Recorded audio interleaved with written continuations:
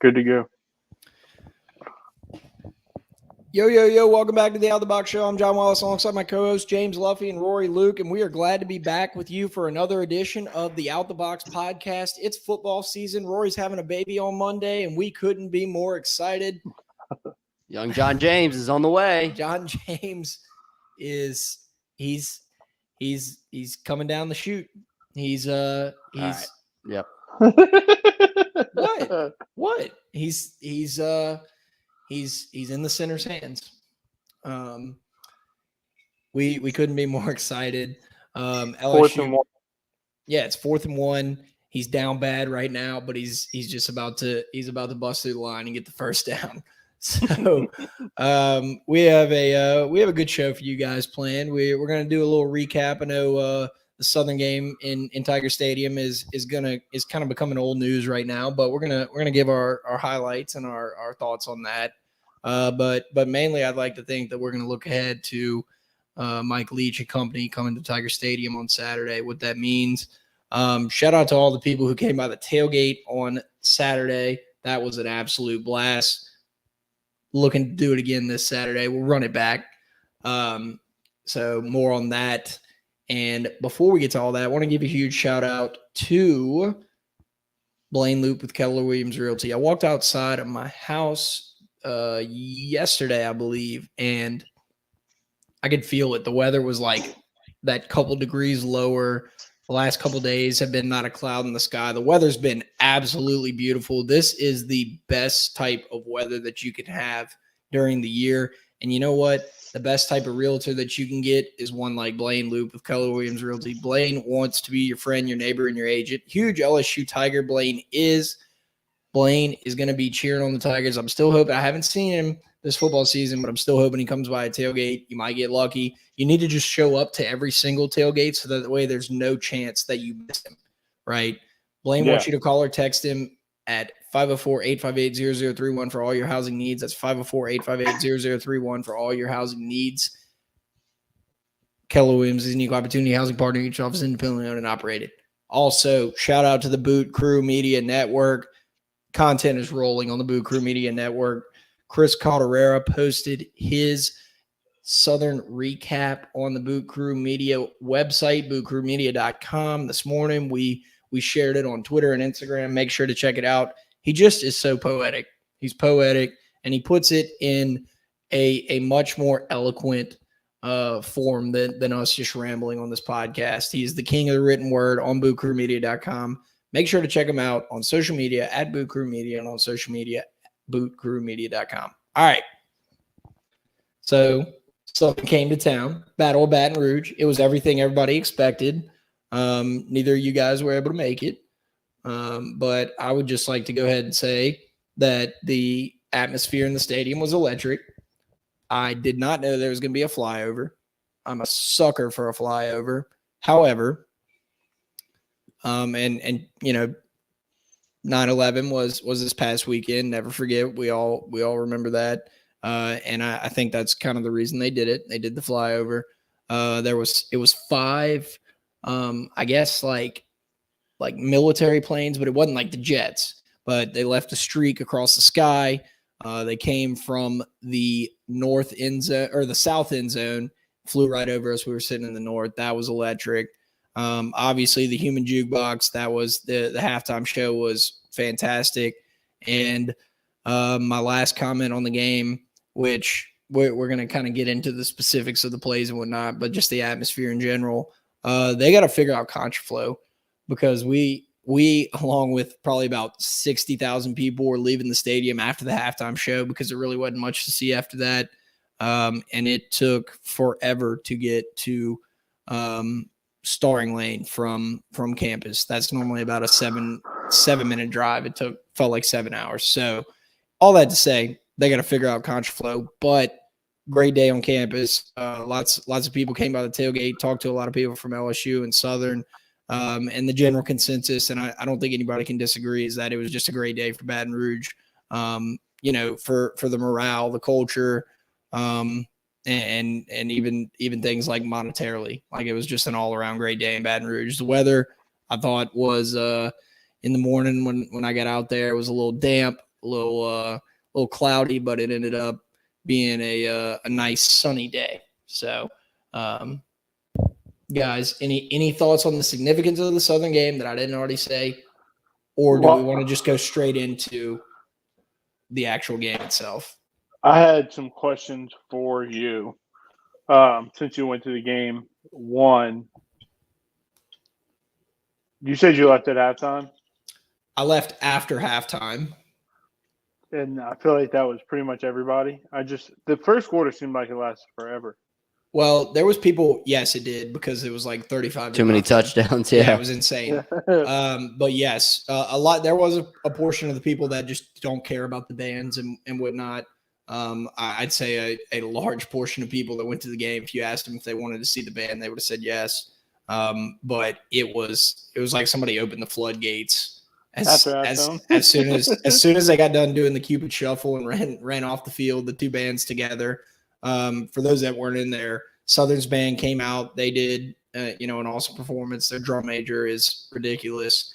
And then LSU came out, and then they both came out, made the heart and the 225 and did the Cupid Shuffle together, marching band style. Second question or thought on what you said. I wonder if Contraflow was specifically bad this game. Well, they didn't start it in time. There was an article about like them not starting it. Like they didn't get it going in time. I saw that. Well, I think that it would have been easy, and I think you're right, because it was just so jammed. Yeah, they didn't start it in time, is from what I understand, and they're like trying to fix that now. I guess that's. But you gotta anticipate. It's never going to be fixed. I mean, it just is what it is. I mean, I also feel like with Southern and Baton Rouge, Southern and LSU, it's all of Baton Rouge. All people commuting, all people going close to campus, so it's like congested. I understand, but at the same time, it's like you have to. It's never getting fixed. I don't know, dude.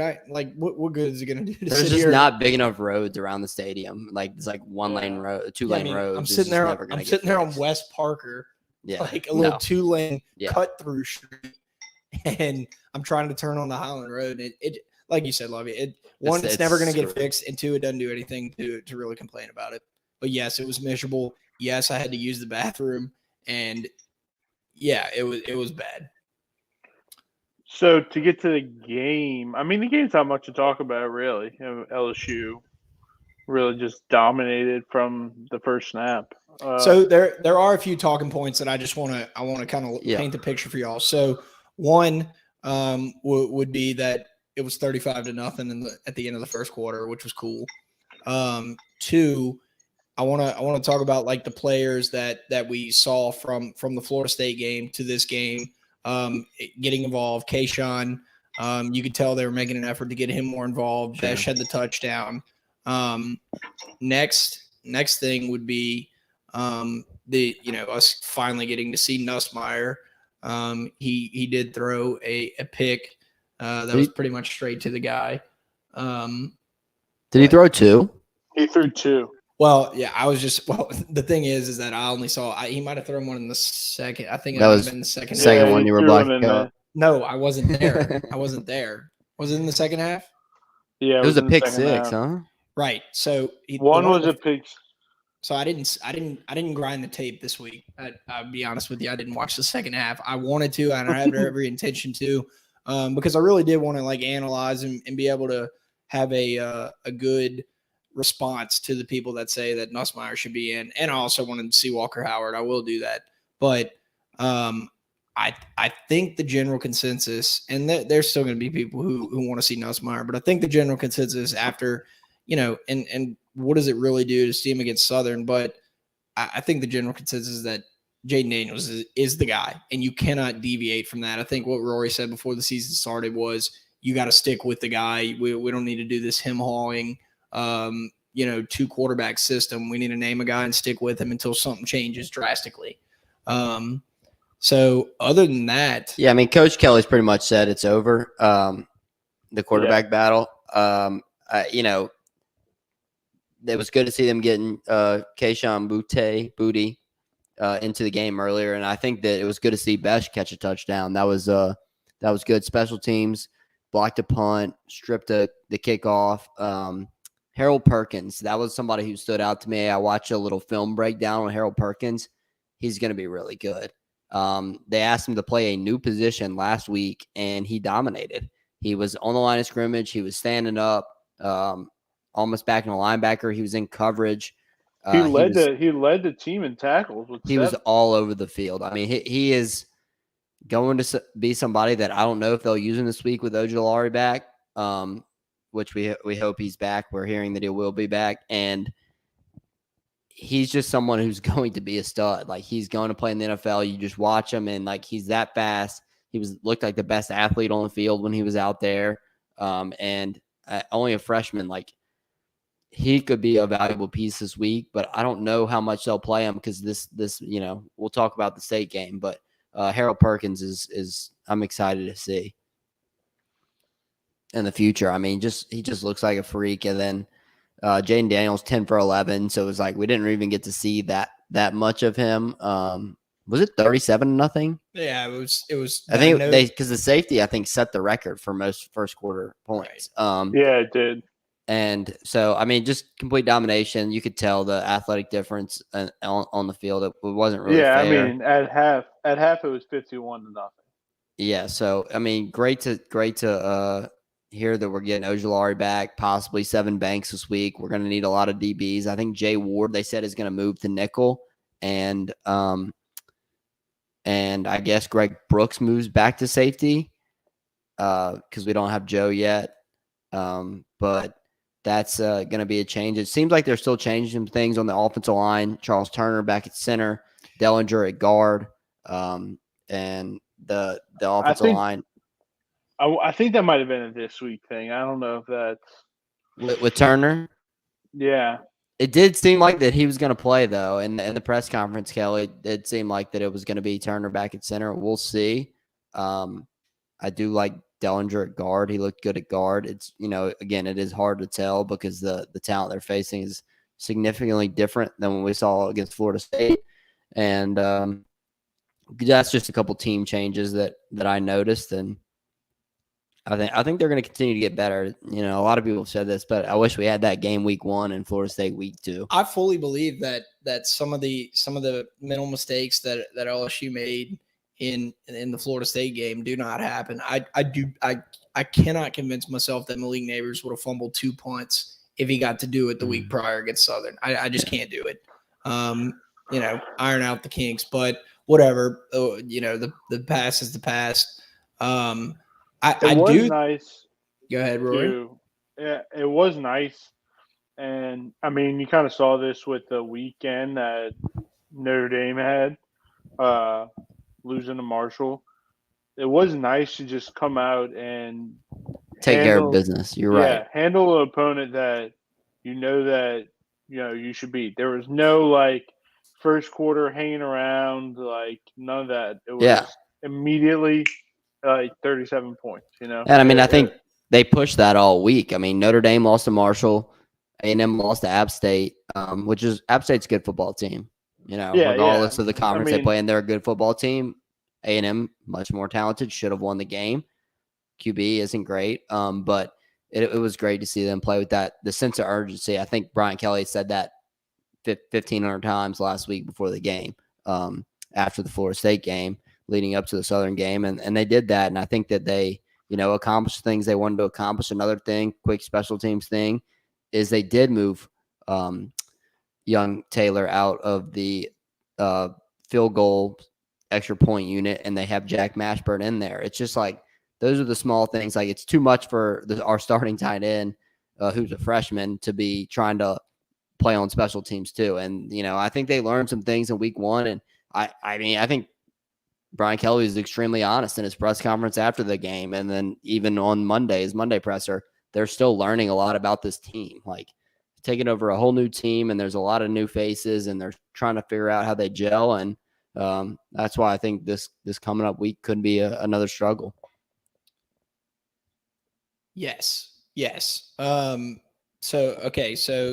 that was kind of the Southern recap. There was one thing that we should have started off and we neglected to, I guess, congratulate and enshrine this brave soul that I guess, for lack of a better phrase, thought he was a coach walking onto the field from the end zone.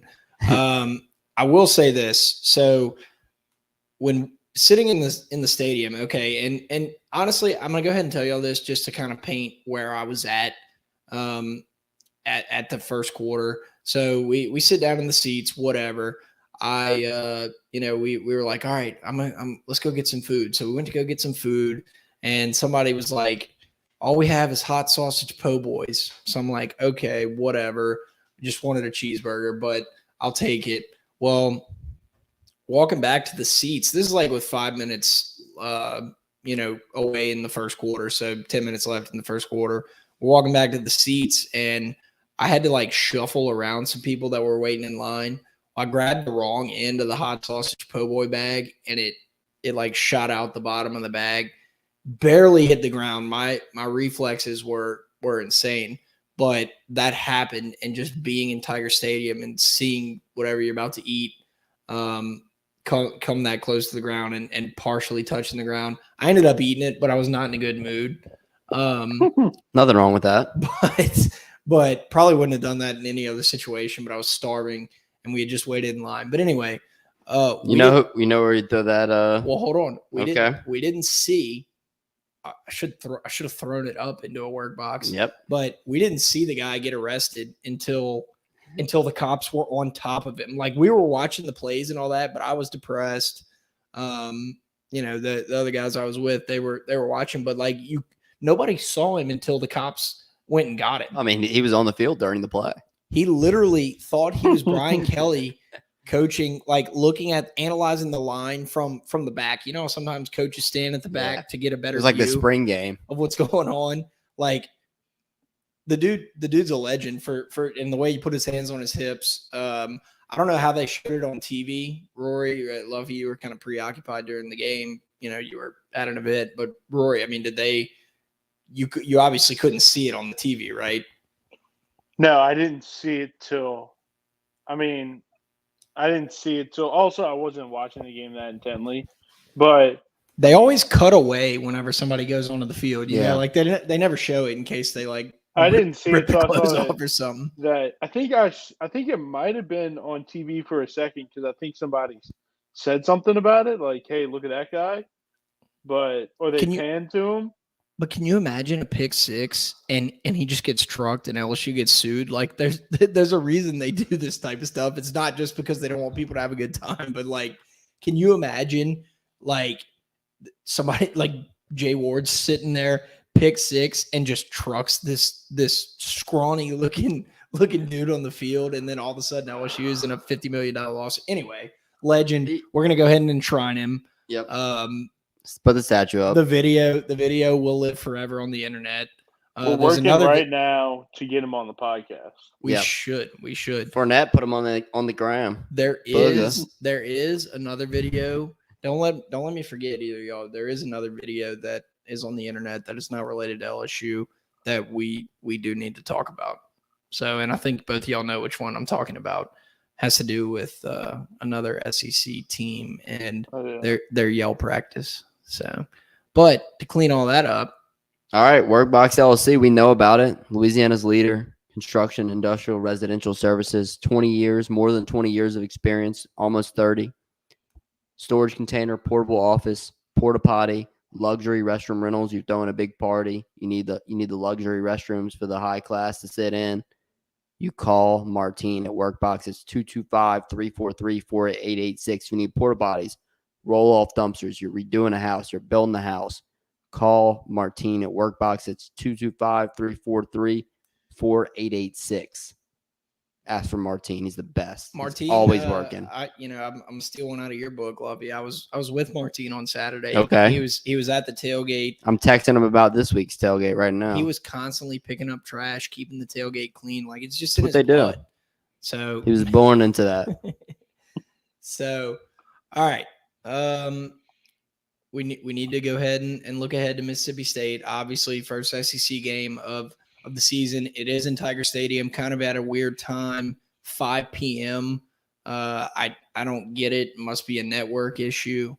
But Mike Leach returns to Tiger Stadium for the first time since he torched LSU with KJ Costello, and I think last year I believe we beat Mississippi State, but I think this might be the most important game in the last 3 years, right? I think this. I'm trying to figure out how to make my words make sense here. So this is the most important SEC game that LSU's played in the last 3 years because it's going to show how Brian Kelly has been able to adapt since the loss to Florida State. It's going to show the direction of where the program's going for the next 10 years while Brian Kelly's the coach. It's going to show, hey, we have a coach that can look at our deficiencies, that can take 2 weeks of film, one against a team that was not very good, and two against a team that we should have beaten, right? I'm not going to say they're not good, but we should have beaten. And it's going to show the direction of what Brian Kelly's trying to do. I genuinely think that Brian Kelly has been looking at the Florida State film and is actively and proactively correcting the mistakes that we made against Florida State. I don't think you're going to see the same mistakes we made. Yes, the team's still young. Yes, we're still getting used to a new system, but he broke himself in Tiger Stadium. I genuinely, under Coach O, I don't think a lot of people were confident that the mistakes were being fixed, right? Like it's easy for a coach to get up in a press conference and say, "Hey, we're correcting the mistakes, and I've talked to the D coordinator, and he's got a new scheme figured out and all that." But it's another thing to see a team run out on the field and fix it. And I mean, I'll talk about State for a second. They're a better team than they're getting credit for. They never really get the national media recognition. This team is Will Rogers is a good quarterback. He knows Leach's system. He's been in the system. They're second. They have 40 minutes on average in their 2 games time of possession. They're second in the country in time of possession. They have 16, I think, of 22 returning starters coming back. It's either 16 or 15, which is a lot. I don't know how many LSU had, but it couldn't have been more than like 5 or 6 returning starters. So it's a team that's looked good the first 2 weeks. I think the only thing we really have on them is maybe the travel. As far as talent goes, this is the team that, and Leach is a good coach. He's maybe not the best recruiter in the world, but they run their system.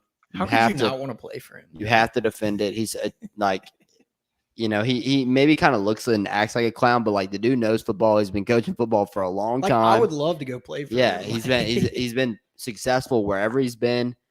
This is a team that it's just they know what they have. Like they might not, beat the best teams in the nation, but is a good team. I think it's a top 15 team in the country.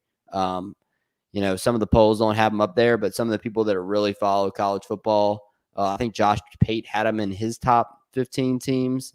This is, you go down the list of the top 25, and I think State beats a lot of teams on there. And I think that this team is better than Florida State. I do.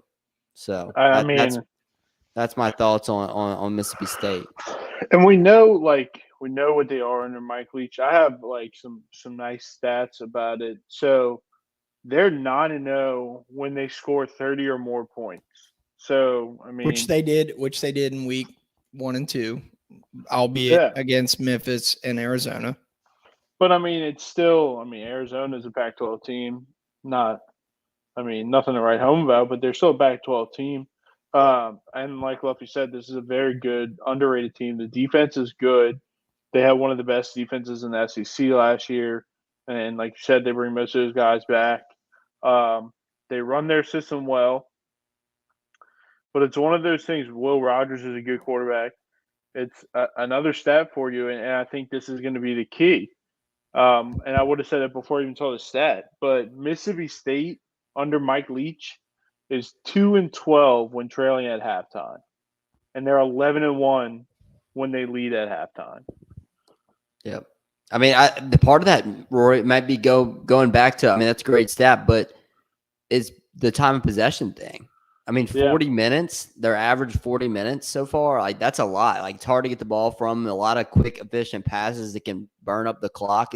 It's essentially like running the ball, his offense with the quick passes, because they're so surefire things. If you have the right QB who knows your system, and like you say, if they're up, they can control the time of possession, not give you the ball back, and it'll be important for LSU to establish some kind of running game in this one. Speaking of that, John Emery returning to the line. Finally, at long last, the prodigal son who, well, he's not really the prodigal son because he didn't run away from the program and then come back to his father, Brian Kelly. But y'all get what I mean. Like I need to read the good book a little bit more. But what kind of difference does he make in a game like offering? And we talked about it last week. We did, especially what kind of difference, what kind of new dimension does he add to our offense that, in my opinion, is desperately needed?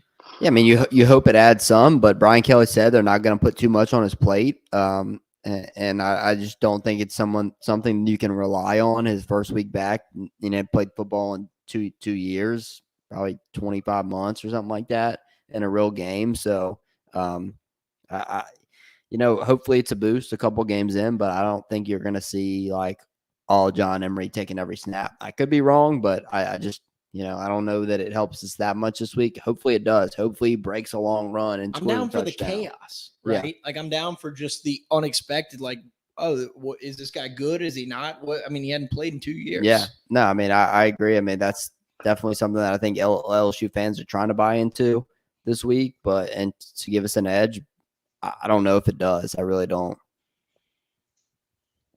I don't know. I mean, well, I think the running game will be important like it is every week. But I don't know if he's going to be the guy. When we went to that practice, they knew about the suspension, so he was running with the twos. But I don't know. Hopefully we see him play. And like you said, he's highly recruited, a guy LSU fans want to believe in.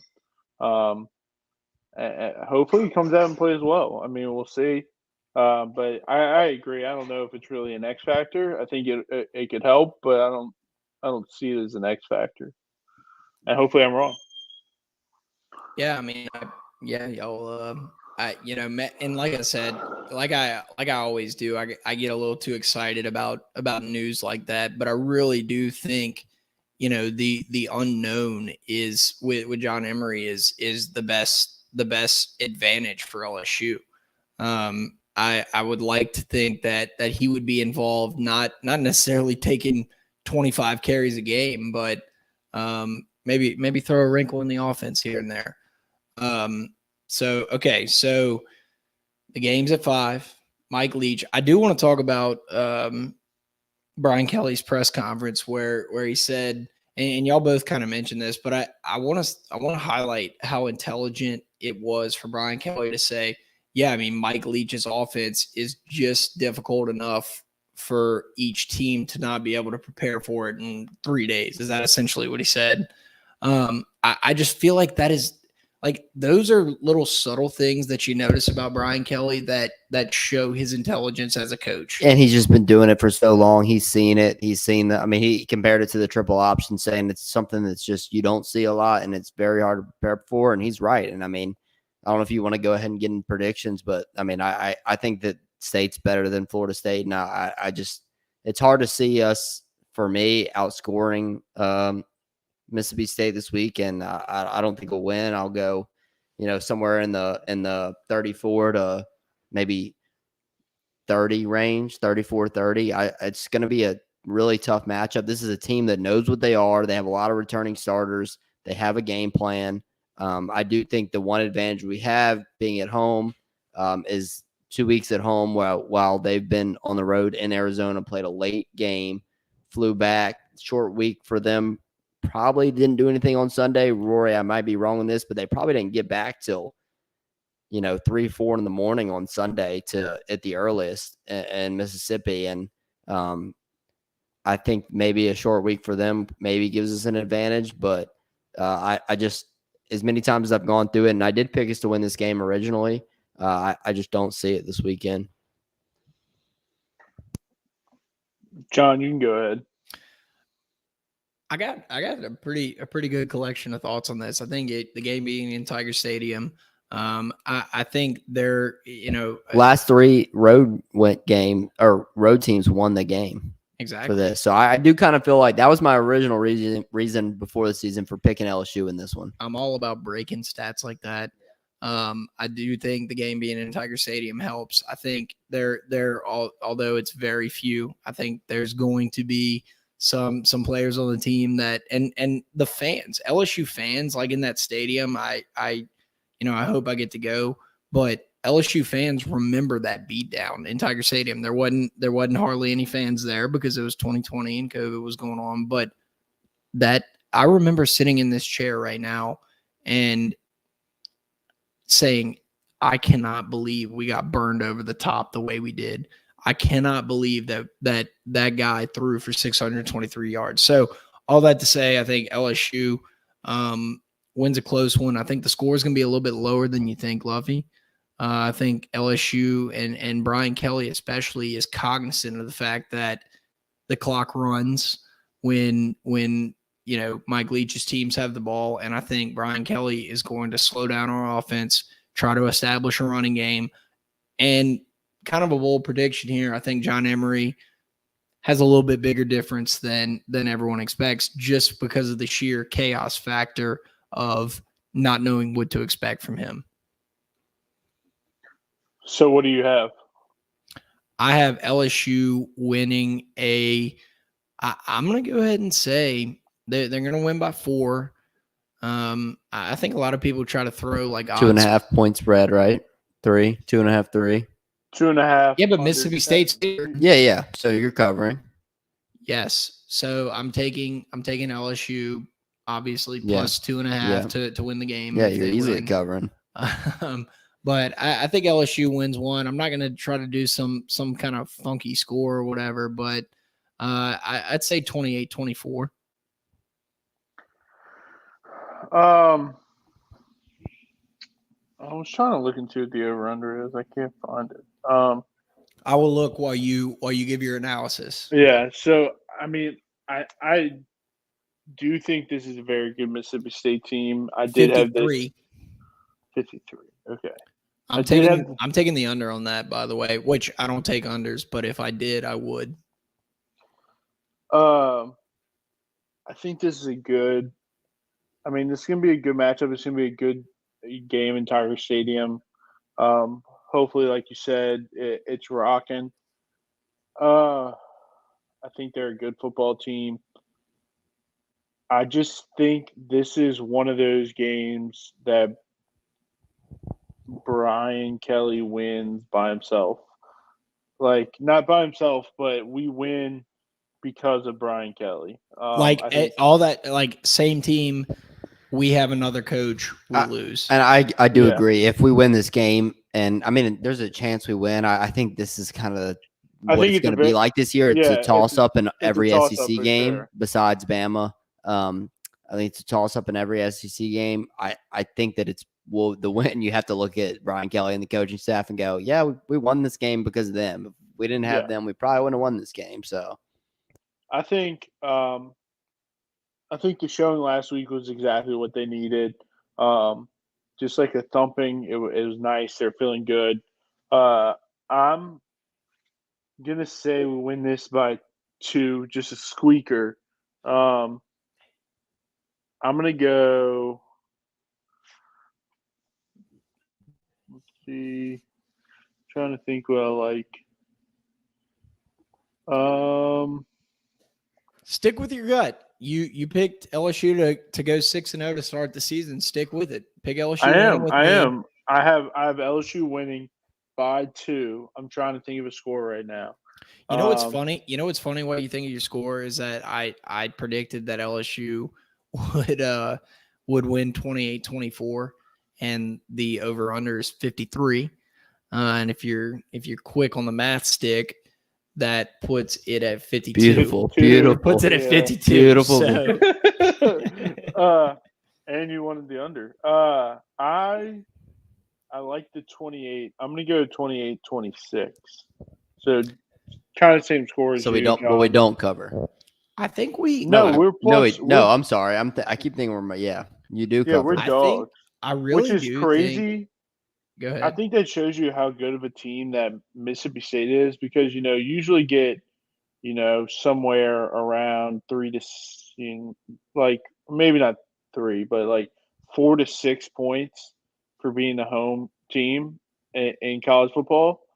So this means at state we would be at least over a touchdown underdogs, which is, pretty crazy. Shows you how good of a football team they are. Yep. I hope Jaden Daniels runs all over him. Gosh. We're going to need Daniels. I mean, we're going to need his legs this week. Just plain and simple. Yeah, there were people that, shout out Skip Bayless, said he played horrible in the Florida State game. Yeah, they don't watch games. So, House in Tigerland? Yes. House in Tigerland. Yeah, Rory, tell us about the house bar in Tigerland that you will not be at for a little bit until you bring John James by. That's me and Luffy are going to be I think we have his first birthday there. First birthday party? Just an idea, but all right, I'm in. You'll have to pass that through first birthday, first cigarette, first beer. First beer. First girl talk to. Yeah, that's right. It's a great place. First bar tar on his khakis and his new cruisers. On his knee-high socks and his Feldman Brothers gown. And his frat t-shirt. His Brooks Brothers. Shout out to the house bar in Tigerland. Our home, your home. All of Baton Rouge's home. You're always home at the house bar in Tigerland. Shout out to Jeff and the squad over there for hooking us up this last weekend, helping us out with the tailgate. I'm sure they'll be willing to help again this weekend if John is throwing a tailgate. I don't know if he is. I think it's probably undecided. I'm planning on it. I'm planning on it, and I recognize the fact that we record this and then it goes out, and then people don't get to hear minds changing. So I'm saying that with that in mind. Tentatively. So if there's no tailgate, it's John's fault. Let him know. Make sure you're in his ear. I'm gonna hear it. There's gonna sneak peek. There's gonna end up being one, whether I'm the only one out there or not. So shout out to the House Bar in Tigerland. Follow them on Instagram at House in Tigerland and on Twitter and Facebook at Tigerland House. Or is it? I don't know. It's one of those. Last week I went 2-0. Roy carried us. He carried us last week. College football. I have your picks right here. You had App State. I had App State who won plus 17.5, and I will go ahead and say that I was pondering going against you on that and picking A&M minus 17.5. So I will throw that out there. I didn't end up doing that, but I will throw that out there. Thank God you didn't do that. And you had the Ravens covering minus 6.5 versus the Jets. Easy cover there. Yep. Both easy covers. Great picks, Rory. This week, I'm back on the train, hammering it until they start disrespecting A&M. I'm taking Miami. Woo! Plus 5.5. This line started at 8. It's already at plus 5.5. Wow. Get it now. Plus 5.5. Miami. I consider that. Versus Texas A&M. Texas A&M is so bad. Max Johnson's got to be the QB this week, right? I don't know, but they're so bad. Like, you think the App State game was like a big upset, but I watched 75 to 80% of that game. They were just a better team. Well, the kickoff return kind of made it close. Yeah, they were just a better team. Yeah, 100-yard kickoff return made the game close. I mean, if not, A&M is not really even in the game. So I'm back again until Texas A&M starts getting the disrespect they deserve, I will continue to take money. Miami plus 5.5. Money line, you said? No, Put money line down for him. Nah, don't put money line down for me. I'm still taking the plus. I'm going to get the points. I might personally take money line and the 5.5, but on this show, I only need to give minus 110s. So give me the plus 5.5. And then this is a massive pick. It's mortgage not a mortgage. Pick? It's not. No, not even close to a mortgage pick. Hey, speaking of that, just to remind people that it is on Urban Dictionary, and all three of us are mentioned in the in the description. Okay, good. This is just a pick that I do not like, but it's you literally you put it in, and you don't think about that. You just put that in. Just think about what the stats I'm going to tell you. All right, I'll tell it to you before I tell you the pick. The stats surrounding the pick. So this bet, overall, in this type of game, it is 17, 8, and 1. And then specifically at this number, it is never lost on this specific game. It is 7-0 at this number. Same teams. I am taking the under 54.5. Oh, don't make us do that. Chargers Chiefs. Ooh. Tomorrow night, Chargers Chiefs under 54.5. Unders in Thursday night games with a total over 51, 17 and 8. Wow. Unders. So it's 54.5. Yeah. Unders over 54 points in Thursday night games, undefeated 7-0. Don't think about the number. Don't think about the team. All right. Just think about those stats. I'm going to just go lock it in. All right. Now I'm going to do exactly what you said. I'm going to go lock it in right now while Luffy names his pick. All right. I sucked last week. No two ways about it. I tried to jinx Bama. It almost worked. We were so close to it. I wanted to take credit for the jinx so bad. Quinn Ewers doesn't get hurt. Bama loses easily. 100%. And then Cade York just, he fucked me. I mean, there's no other way to put it. The dude hits a 60-yard field goal. Did he screw you over too? To win the game.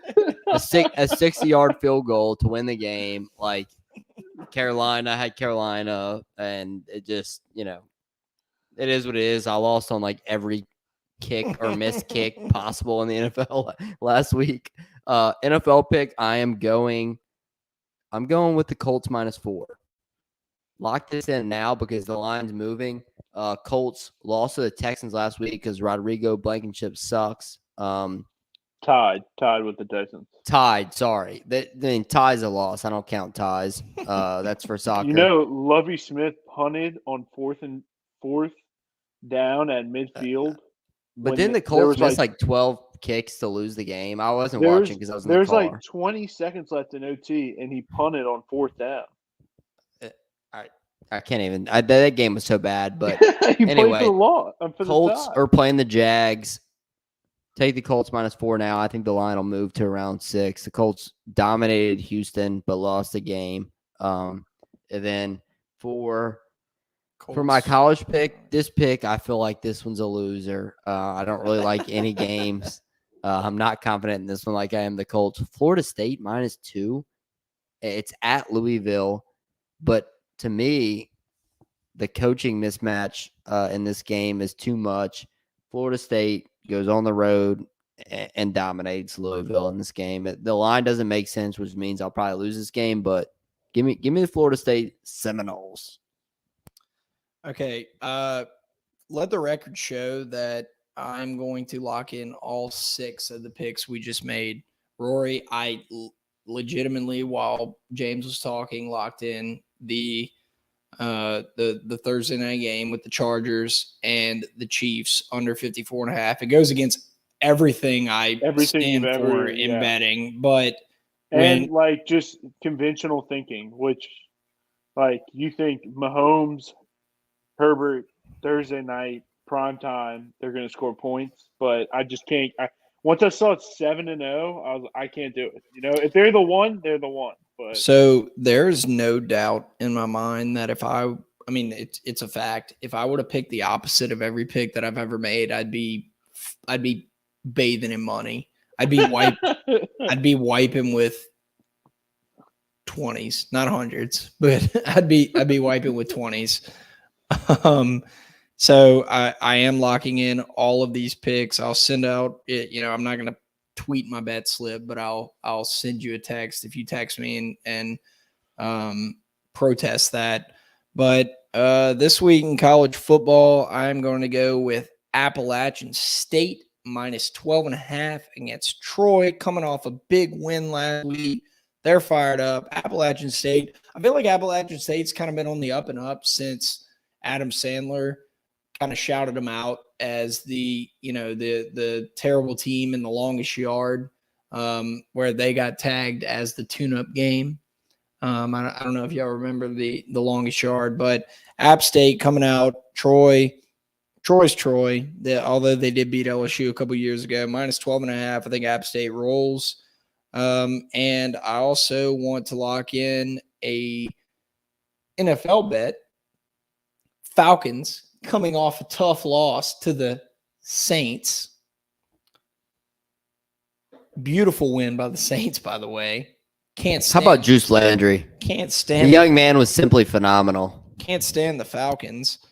Plus 10.5 against the Rams. I was not all that impressed with the Rams this past weekend.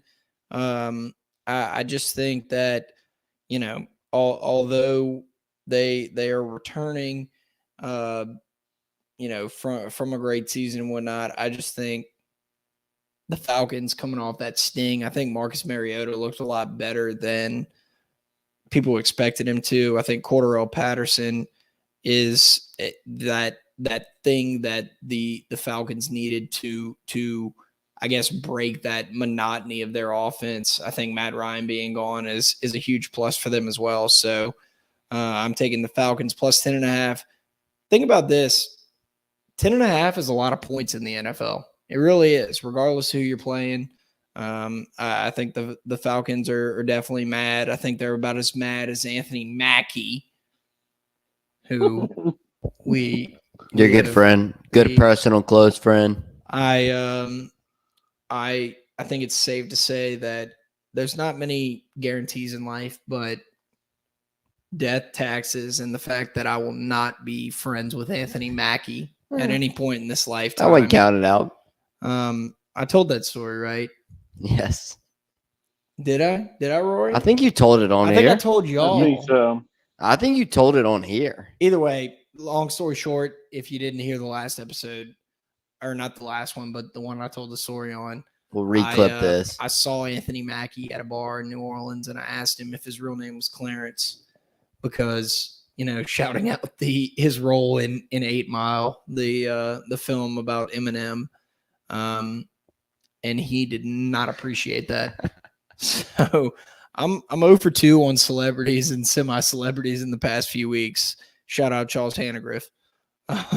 Also, I just want to give a quick shout out because I'm putting them in on my phone right now. Shout out to Taking the Over, Boo Crew Media Podcast. We are participating in their handicapper. I think it's just like a weekend handicapper for the NFL season. Or it might be. I don't know if it's just NFL, but it goes for the NFL season. Win $500 if you're the top handicapper at the end.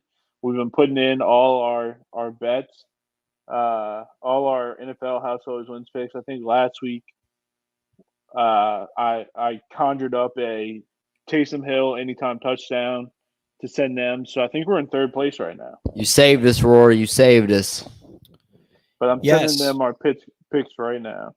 Yes. Shout out Taking the Over podcast, another one of the Boot Crew Media. They handle mostly gambling. Yep. Because of their name. Taking the Over. All right, quick. While I'm putting these in, I need a group pick. A group prop? What do we need? I don't know. Maybe something tomorrow night. All right. Well, dude, let's just take the under. We'll do the under. No. I have the under. Or it's got to be a prop. Yes. I was going to just do a prop, like some plus odds. All right, Mahomes over 2.5 touchdowns. What is the odds at? Wait, we can't take the under and that.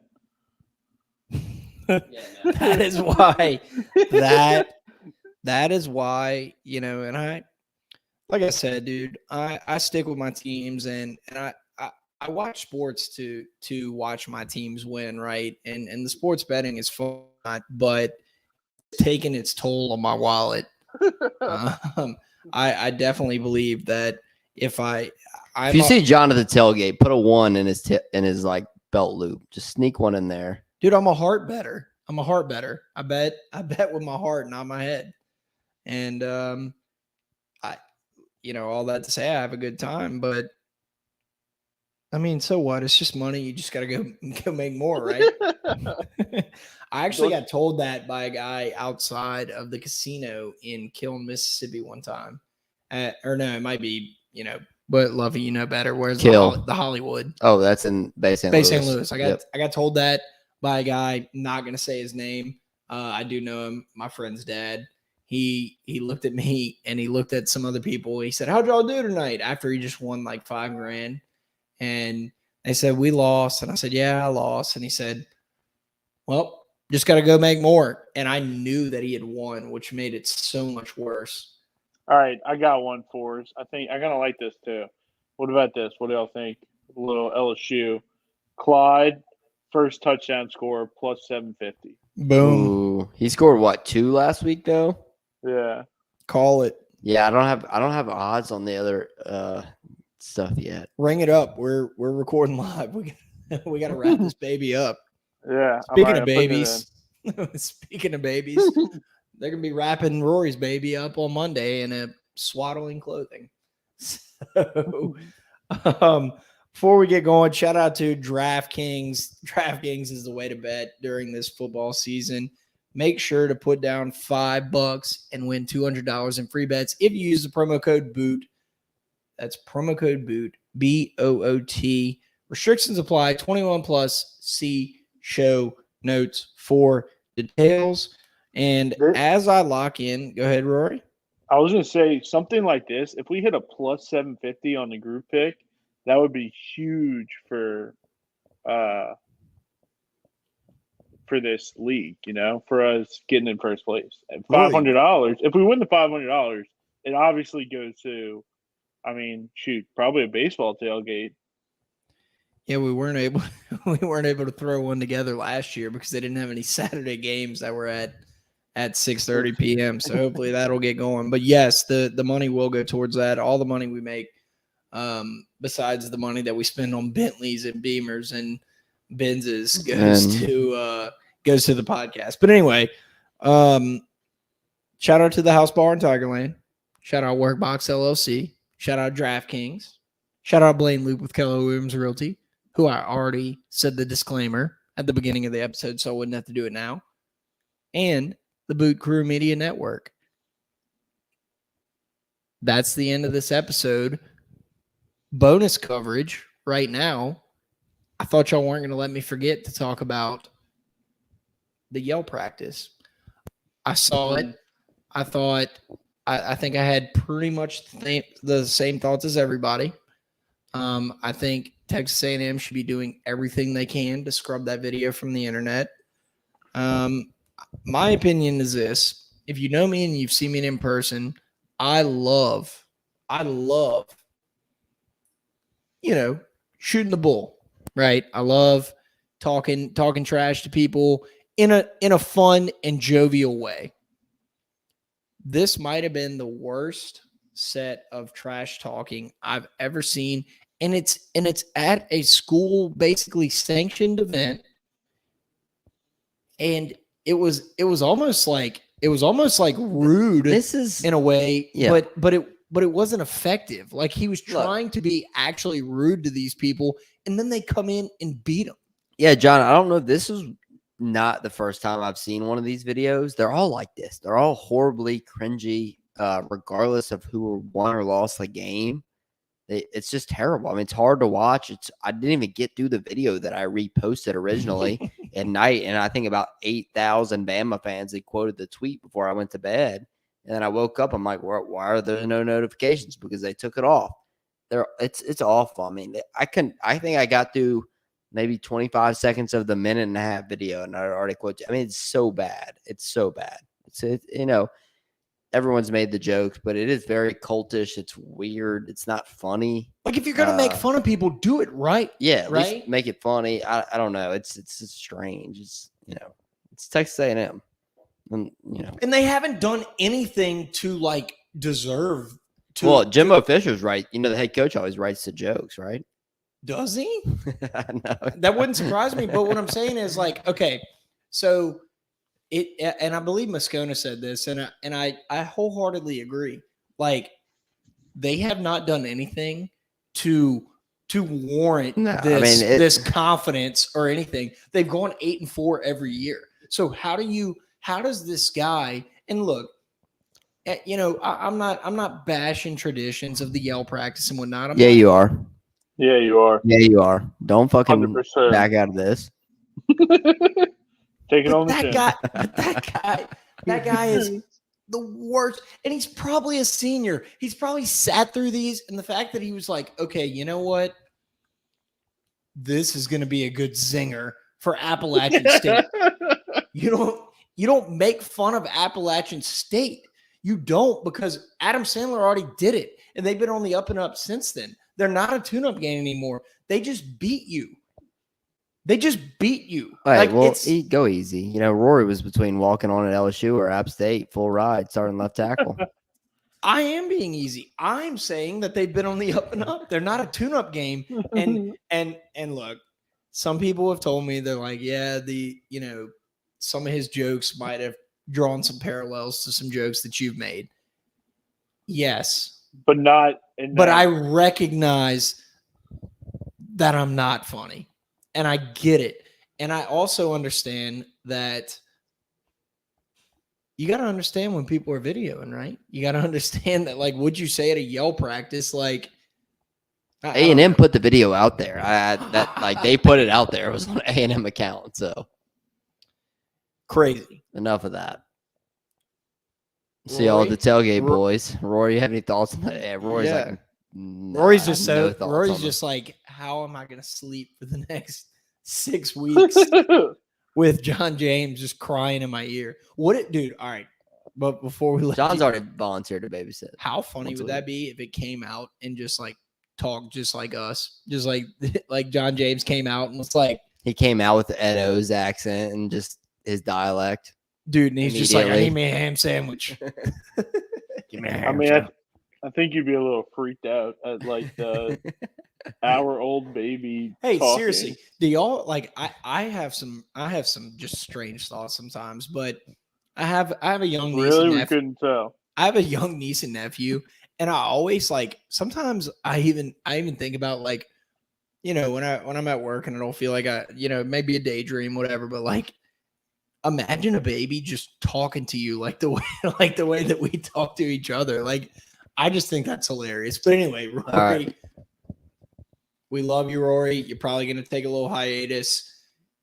Me and Luffy might be in the delivery room. We don't know if it's Saturday. We're going to be at the tailgate. We'll tweet the timeout and so everyone can join. Okay, that's a good idea. Yeah. And Instagram live it. I know it's a special thing for the dad and whatnot to cut the umbilical cord, but I think it'd be really cool if me and Luffy each had one side of the scissors and we got to do it. All right. Run that by Anna, see what she thinks. Yeah. Let us know what she thinks, and we'll just tweet out a poll. What? And we'll give and to wrap it up, we're gonna give a full play-by-play visual recap of whatever goes on. No, Rory, all that to say. John's actually an OBGYN. All right. Rory, all that to say, everything's going to go great. Yep. We wish you the best. We will see you back whenever you're ready. Beautiful. Anything? Yeah. I appreciate it.